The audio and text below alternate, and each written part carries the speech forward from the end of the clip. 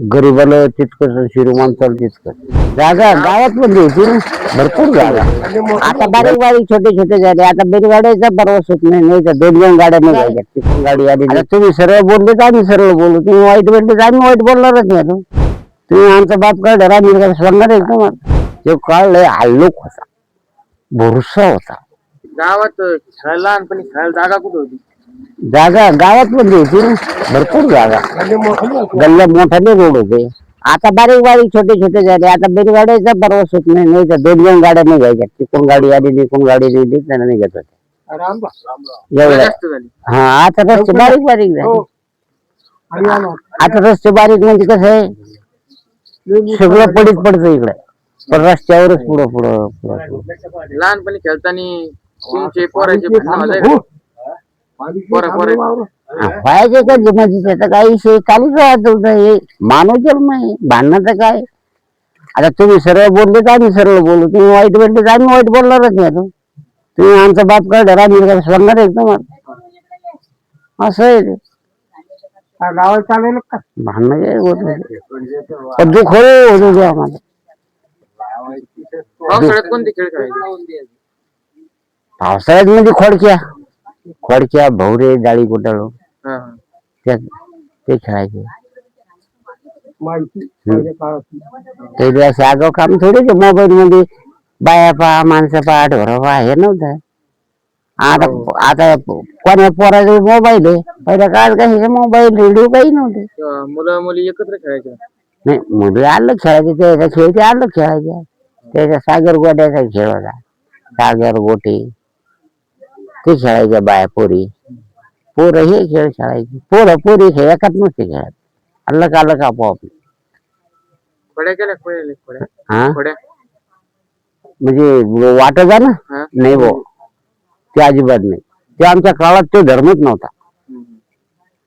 ते माहीतच नाही. बलात्कार ही चीज झालीच नाही त्या काळात. तो काळ लय हल्लोक होता, भरोसा होता. आता ह्या काळात जर भरोसा जर धरला तर भरोसाच कोणाचा नाही राहिला. होता भरोसा ही चीज बरबाद झाली, कोणावरच नाही राहिला. तुम्ही किती जवळचा जरा. आताचा काळ कसा आहे, जो आपल्या संग लोप करतो तोच आपल्या बोकाटी बसतो. आताचा काळ असा आहे, पहिल्या काळात असं नव्हतं.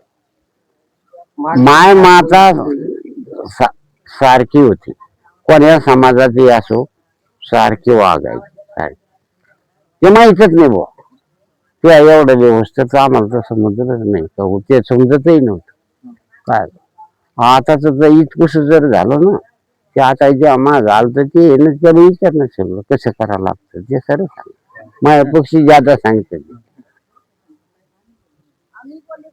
आम्हाला लगीन झालं तरी समजलं की आपली बायको आहे म्हणून, तेवढं काही समजत नव्हतं.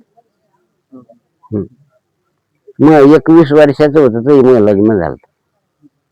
मला तिथून असेच सोयरीक झाली.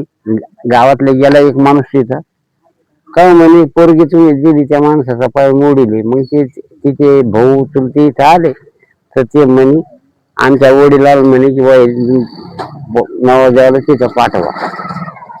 ते मी सरळ सांगितलं त्या माणसाला, म्हणलं भाऊ मी कपडे काढून 1 नंबर भर पळतो, ते 10 किलो 15 किलो ओझ दे महापाठक बांधून. मला जर सांगितलं की तुला 2 इथं जाऊन उभं राहायचं नंबरावर आणि मला दम आला तर असं म्हणायचं की तुमची आमची सोयरीक बंद. इतकं बोलतो म्हणलं मी त्या इथे येत नाही. मा बापानं मामानं सोयरीक केली नाही, मी त्याला मान्य देत. मी येऊ शकत नाही. मला वाटलं तुमची पोरगी द्या, नाही तर तू देऊ नका म्हणलं, मला पाहिजे बी नाही म्हणलं. ते म्हणजे पोरीला मिळत होते ना, भरपूर साठा होता. एका बाईला मी 20-20 लेकर, 22-22 लेकर, 12-12 लेकर, 14-14 लेकर होत होते. इतके.